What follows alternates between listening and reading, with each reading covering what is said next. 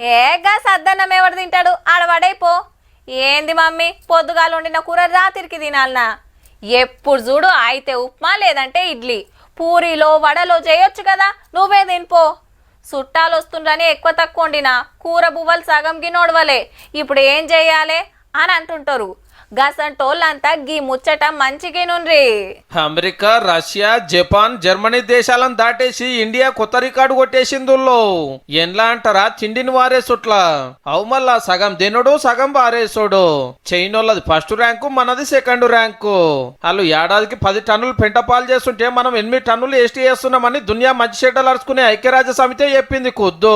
చైనాలో ఒక్కొక్కరు ఏడాదికి 76 కిలోలు, మనం 55 కిలోలు తెలుగు చేస్తున్నమాట. భూమి మీద బగ్గా జనాభా ఉన్న ఈ 2 దేశాలలోనే గింత తిండి నాగం చేస్తున్నారంటే చూడండిగా. కావచ్చు కూడా పెళ్లిలు దావత్ల కన్నా అయితే నెరి పతారా చూపించుకోవాలని డేకీసాలు వండు. మనోళ్ళు ప్లేట్ల 10 తీలరై పెట్టుకొని అదింత ఇదింత సై వేసి కణ్మదంతా చెత్తలే వేసుడు. తినేంతనే పెట్టుకోవాలి, సాలకుట మళ్ళేసుకోవాలనే సంగతే మర్చిరు చాలా మంది.